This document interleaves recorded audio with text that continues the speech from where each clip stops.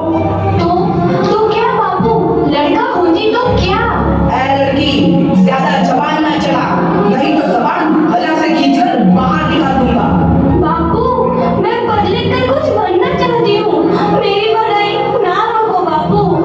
आनंदी, तुझे पढ़ना है तो पढ़, लेकिन सारी उम्र बाप की छाती पर यूं बोझ मत करना है। पर बाबू, अभी तो मेरी उम्र पढ़ाई लिखाई की है, मुझे पढ़ लिख कर डॉक्टर बनना है। पढ़ाई पढ़ाई पढ़ाई, आज तो तेरी किताबों का काम तमाम करके ही छोड़ूंगा। ये ले। नहीं बाबू, मत फाड़ो बाबू। छोड़ी। नहीं बाबू, नहीं। बाबू, ये तुमने क्या किया? तुमने मेरी इन किताबों को भी नहीं फाड़ा बाबू, मेरी किस्मत फाड़ दी, मेरी किस्मत। ये कापी किताबें ना सिर्फ छोरों के हाथ में अच्छी लगती है, लड़कियों के हाथ में तो सिर्फ मेहंदी अच्छी लगती है, मेहंदी। पर बाबू, मैं लड़की हूँ तो क्या हुआ? लड़का और लड़की तो हमारी दोनों आंखों के समान होते हैं। चुप कर आनंदी, और यह एहसान मान कि अब तक जिंदा है तू। कहीं बचपन में गला दबाकर मार दिया होता तो यह तेरी बकबक नहीं सुननी पड़ती आज। पर बाबू, मुझे चूल्हा जलाना अच्छा ना लगे है। देख छोरी, जितना जल्दी हो तू चूल्हा जलाना सीख ले, उतना ही अच्छा है तेरे लिए। और हाँ, तेरा ब्याह तो होगा, वो भी कल के कल। अपना जीवन है तुम्हारी यही कहानी, आंचल में है दूध और आंखों में है पानी। मुझे माफ कर दे बेटी, तेरे बापू के जिद के आगे मेरी एक न चलेगी। माफ कर दे बेटी, मुझे माफ कर दे। इस प्रकार मात्र 9 वर्ष की छोटी उम्र में आनंदी का विवाह गोपाल राव जोशी से हो गया। बाल विवाह एक सामाजिक कुरीति है और इस कुप्रथा का शिकार होना पड़ा आनंदी को। 5 वर्ष बाद आनंदी 14 साल की हो गई है। उसके घर एक शिशु ने जन्म लिया है। देखते हैं आगे क्या हुआ। देखिए ना, इसे क्या हो गया है? इसका माथा तो अंगार की तरह तप रहा है, इसे तो बहुत तेज बुखार है। आप बिना कुछ भी बोलते हैं, दीजिए मुझे। माधव, जल्दी से वैद्य जी को बुला के लाओ। जी, अभी बुला के लाता हूँ। ये तुम क्या कर रही हो आनंदी? भगवान की विभूति लगा रही हूँ। बस करो आनंदी, ये सब अंधविश्वास है। अरे आप यकीन तो कीजिए, भगवान की कृपा से इसका माथा ठंडा हो रहा है और बुखार भी उतर गया है ना बाबू? देखिए, दीजिए मुझे। उठो बाबू, आंखें खोलो, तुम्हें तुम्हारी माँ बुला रही है। आंखें खोलो, देखिए ना इसे क्या हो गया है? आंखें भी नहीं खोल रहा। आंखें खोलो बेटा। आप चुप क्यों है? आंखें खोलो बेटा, आंखें खोलो। आनंदी, हमारा बेटा कभी आंखें नहीं खोलेगा। नहीं, ऐसा नहीं हो सकता। मेरे बेटे को मुझसे कोई नहीं छीन सकता, कोई नहीं छीन सकता। पागल मत बनो आनंदी। माधव,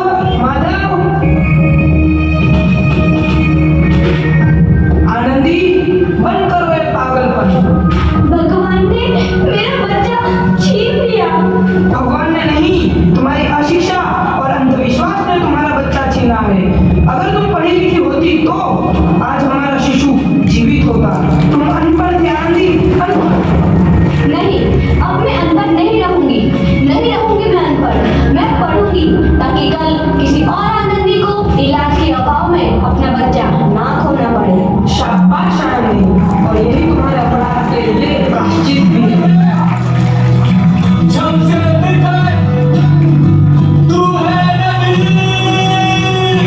आनंदी, तुम्हारी 12वीं का परिणाम आ गया है। तुमने पूरे कॉलेज में प्रथम स्थान अर्जित किया है।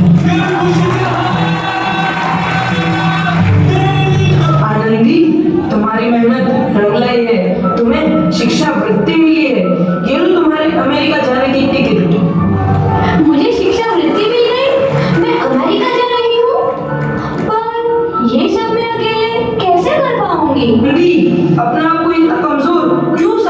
हो, फिर इतना पढ़ने लिखने का क्या फायदा? तुम अभी गवार की गवार नहीं हूं मैं अब गवार।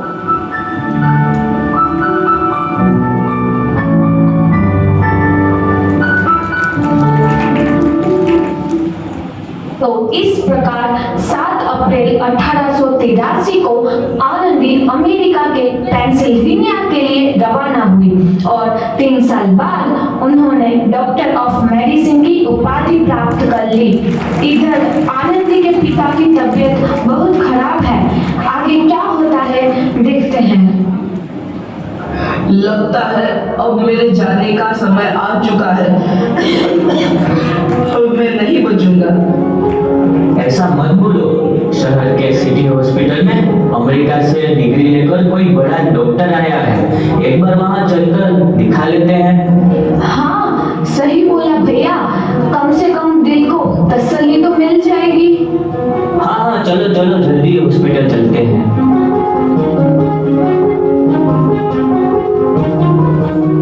इस मरीज की हालत तो बहुत ही खराब है। कोई चमत्कार ही इसे बचा सकता है। ऐसा मत बोलो भाई, डॉक्टर साहब कब तक आ जाएंगे? लो आ गई डॉक्टर मैडम। डॉक्टर मैडम जल्दी देखिए, मरीज की हालत बहुत ही खराब है।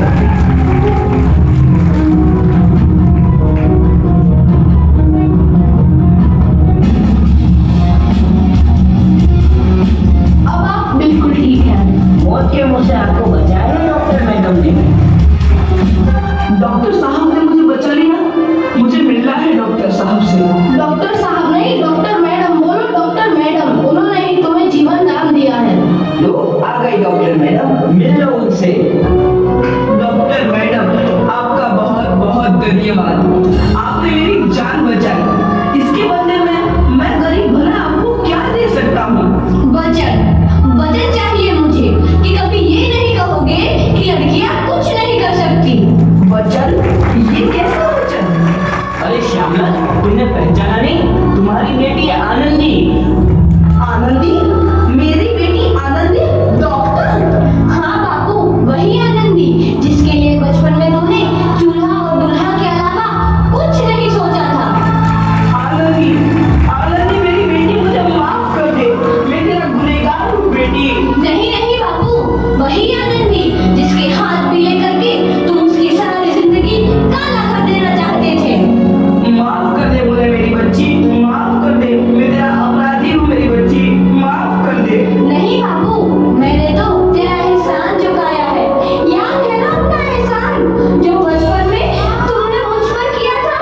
ताने सुना सुना कर जीते जी मार डाला था मुझको। अब बोल, और किस किस को मारेगा? आनंदी बेटी, मुझे माफ कर दे मेरी बच्ची। मैं तेरा गुनहगार हूँ। बाबू, आपने ही तो बोला था किताबें सिर्फ बेटों के हाथ में अच्छी लगती है, बेटियों के हाथ में तो सिर्फ मेहंदी। बेटों और बेटियों में फर्क करना तो आंखों में फर्क करने समान है। एक का पढ़ना और दूसरे का ना पढ़ना सामाजिक अंधकार है बाबू, सामाजिक अंधकार। उपकार मांगता हूँ मैं तुझ जैसी बेटी का, जिसने सारी उम्र मुझसे कुछ ना मांगा। मांगा तो सिर्फ बराबरी का दर्जा। वरना सच तो यह है कि मैं तेरी माफी के लायक भी ना हूँ। मुझे बाप तेरी बराबरी कर सके उसके मैं लायक भी ना हूँ मेरी बेटी, लायक भी ना हूँ। अपने बापू को क्या माफ नहीं करोगी आनंदी? माफ कर दो आनंदी, माफ कर दो। सुबह का भूला यदि शाम को घर लौट आए तो उसे भूला नहीं कहते। बापू। तो इस प्रकार आनंदीबाई जोशी ने अपनी मेहनत और अटूट इरादे से न केवल भारत की पहली महिला डॉक्टर बनी, बल्कि आगे चल के